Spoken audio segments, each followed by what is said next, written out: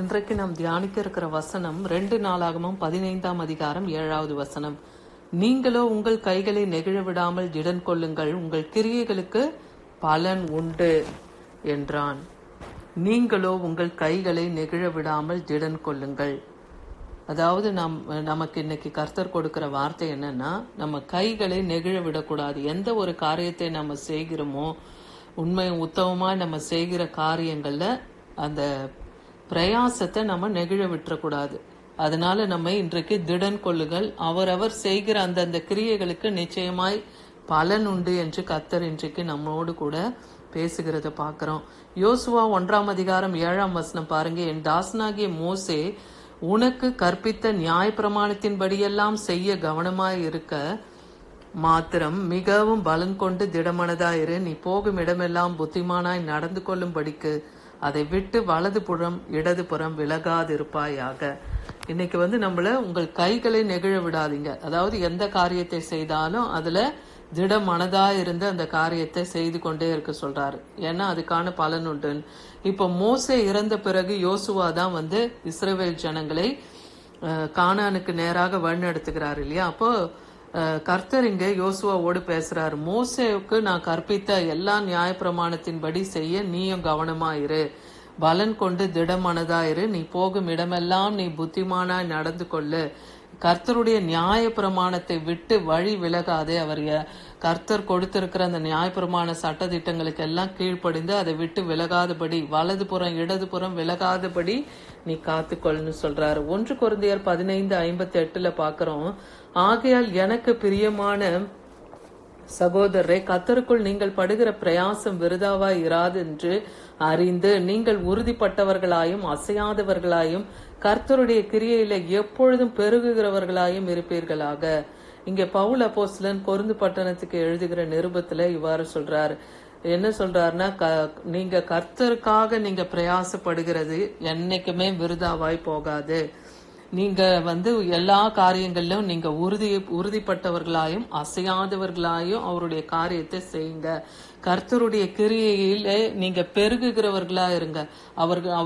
அவர் செய்கிற காரியங்கள்ல உங்கள் கிரியைகள், அதாவது சுவிசேஷத்தினால நீங்க செய்யப்படுகிற ஒவ்வொரு கிரியைகளிலும் நீங்க பெருகி கொண்டே வாங்கன்றார். அதனால நீங்க சோர்ந்து போகவோ, நீங்க செய்கிற காரியத்தை கைகளின் பிரயாசத்தை கர்த்தர் நிச்சயமா ஆசீர்வதிப்பார். அதற்கான கிரியைக்கான பலன் உண்டு என்று இங்க பவுல் அப்போஸ்தலன் தன் சீஷர்களுக்கும் அந்த பட்டணத்தாருக்கும் சொல்லுகிறத பாக்குறோம். பட்டணத்து சபையாருக்கும் இதை சொல்லுகிறார். எபிரேயர் 10ஆம் அதிகாரம் 35வது வசனத்துல பாத்தீங்கன்னா, ஆகையால் மிகுந்த பலனுக்கு ஏதுவான உங்கள் தைரியத்தை விட்டு விடாதிருங்கள். அப்ப எந்த ஒரு காரியத்தை செய்தாலும் அதுக்கான பலன் நமக்கு நிச்சயமாய் வரும் என்கிற அந்த தைரியம் நமக்கு வேணும். அந்த தைரியத்தை விட்டு விடாதபடிக்கு நம்மளுடைய காரியங்கள்ல மன உறுதியோடு பலத்தோடு நாம் அதை செய்கிறவர்களா இருக்கணும். ஏன்னா ஆதியாகமம் 15:1 ஆபிரகாமை தேவன் இவ்வாறு திடப்படுத்துகிறத பாக்குறான். ஆபிரகாமே, நீ பயப்படாதே, நான் உனக்கு கேடகமும் உனக்கு மகா பெரிய பலனுமா இருக்கிறேன்னு சொல்றாரு. அப்போ ஒரு காரியத்தை செய்கிறதுக்கு தேவன் நமக்கு கேடகமும் பலனுமா இருக்கிறார். ஏன்னா அவர் வாக்கு உரைத்திருக்கிறார், உடன்படிக்கை பண்ணிருக்கிறார். அப்போ தேவன் வாக்குரைத்ததை நிச்சயமாய் நிறைவேற்றுவார். அவர் உடன்படிக்கையை காக்கிற தேவனா இருக்கிறார். அப்ப நமக்கும் இன்னைக்கு தேவன் அதான் சொல்றார், பயப்படாதே, நான் உனக்கு கேடகமும் மகா பெரிய பலனுமா இருக்கிறேன். அன்னைக்கு ஆபிரகாமுக்கு சொன்ன தேவன் இன்னைக்கு நமக்கும் அந்த வார்த்தையை உறுதிப்படுத்துகிறத பாக்குறோம். அதே போல நீதிமான்களுக்கு பலன் உண்டுன்னு சொல்றாரு. சங்கீதம் 58:11 பாருங்க. மெய்யாய் நீதிமானுக்கு பலன் உண்டென்றும் மெய்யாய் பூமியிலே நியாயம் செய்கிற தேவன் உண்டென்றும் மனுஷன் சொல்லுவான். ஏன்னா தேவன் நியாயத்தை செய்கிறவர். அவர் நித்திய நியாயாதிபதியா இருக்கார். அவர் நீதி உள்ள தேவனா இருக்கிறார். அவருடைய வலது கரம் நீதியை செய்கிறது இல்லையா? அவருடைய வலது கரம் நீதியினால் நிறைந்து இருக்குது. அதனால நீதிமானுக்கு நிச்சயமாய் பலன் உண்டு. எந்தெந்த காரியங்களை நீங்க கர்த்தருக்காக செய்கிறீர்களோ, உண்மை உத்தமமாய் நாம ஓடும் போது கர்த்தர் நீதிமானுக்குரிய பலனை நிச்சயமாய் தருவார். மெய்யாய் அந்த பலன் உண்டென்றும் பூமியிலே நியாயம் செய்கிற தேவன் உண்டென்றும் மனுஷர்கள் சொல்லுவாங்களாம். ஏன்னா நீதியும் நியாயத்தையும் தேவன் நிச்சயமா சரி கட்டுவார். நீதிமான்களோடு தேவன் இருக்கிறத மற்ற மனுஷர்கள் அறியும்படியாய் செய்வார். அதே போல தேவனுடைய ஆலயத்தை கட்டுகிறதுல நாம எந்த அளவுக்கு நாம அதுல இருக்கிறோம், அதுல நம்ம உறுதியா இருக்கிறோம்னு பார்க்கணும். அப்படிப்பட்டவர்களுக்கு நிச்சயமாய் பலன் உண்டு. அதாவது இன்றைய நாட்கள்ல கூட அநேகர் ஆலயங்களை கட்டுறாங்க இல்லையா, அதுக்கு நம்மால் ஆன உதவிகளை நம்ம செய்யலாம், இல்ல காணிக்கைகளினாலே அதை தாங்கலாம். அப்படி நீங்க செய்யும் போது அதற்கான பலனும் உங்களுக்கு நிச்சயமாய் உண்டுன்னு சொல்றாரு.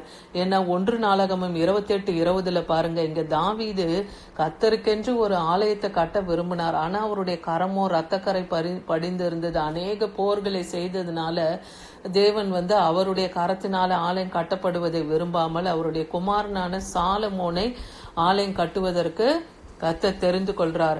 அப்போ தாவீது சொல்றார், தன் குமாரனாகிய சாலமோனை நோக்கி, நீ பலன் கொண்டு தைரியமாய் இருந்து இதை நடப்பி, நீ பயப்படாமலும் கலங்காமலும் இரு.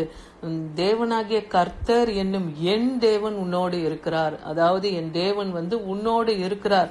அதனால நீ கலங்காத, திகையாத, நீ இந்த காரியத்தை நடப்பி கர்த்தருடைய ஆலயத்தை கட்டுகிறதற்கு சகல கிரியைகளையும் நீ முடித்து தீரும் மட்டும் அவர் உன்னை விட்டு விலகவும் மாட்டார், உன்னை கைவிடவும் மாட்டார். அப்போ தேவனுக்கென்று நாம எந்த ஒரு காரியத்தை செய்யும் போதும் இல்ல ஊழியத்தை செய்யும் போதும் அதுக்கான பலனை நிச்சயமா நமக்கு தருவார். பலன் கிடைக்கும்ட்டு நாம செய்ய வேண்டாம்.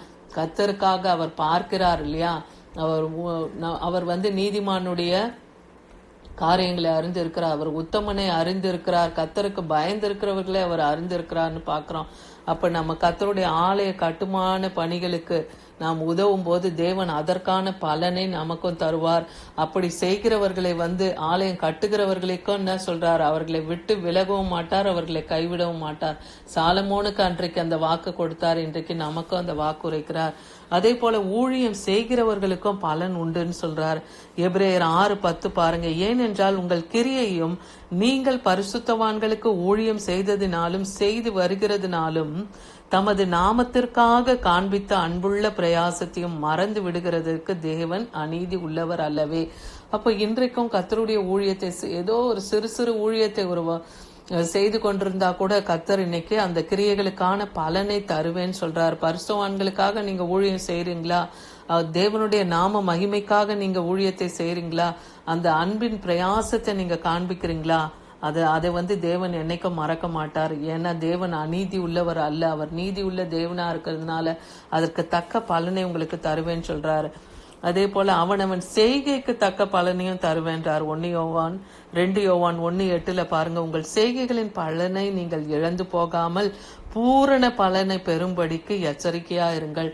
அப்போ நம்ம ஒரு காரியத்தை செய்து முடிக்கிறோம், ஒரு கிரியை நம்ம செய்து முடிக்கிறோம்னா அதுக்கான பலனை நாம் அடைந்து தீரும் மட்டும், அது பூரண பலனை நாம் பெரும்படிக்கு நாம் என்ன பண்ணோம், எச்சரிக்கையா இருக்கணும். அதை பெற்றுக்கொள்ளும் வரைக்கும் நாம வழி விட்டு விலகாத படிக்கும், பின்வாங்கி போகாத படிக்கும் நாம எச்சரிக்கையா இருக்கணும்னு சொல்றாரு. அதே போல அவனவன் வேலைக்கு தக்க கூலியும் தேவன் தருவேன்னு சொல்றாரு.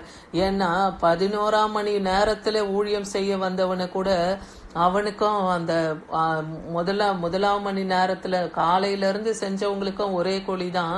11ஆம் மணி நேரத்துல கடைசியா தேவனுடைய ஊழியத்தை செய்தா கூட அவர்களுக்கும் அந்த பலன் நிச்சயமா உண்டு என்றே ஆண்டவராகிய இயேசு கிறிஸ்து தன்னுடைய பிரசங்கத்துல சொன்னதை நம்ம பாக்குறோம். அப்ப அவனவன் வேலைக்கு தக்க கூலியை தருவேன்னு சொல்றாரு. 1 கொரிந்தியர் 3:8 பாருங்க, நடுகிறவனும் நீர் பாய்ச்சுகிறவனும் ஒன்றாயிருக்கிறார்கள், அவனவன் தன் வேலைக்கு தக்கதாய் கூலியை பெறுவான்.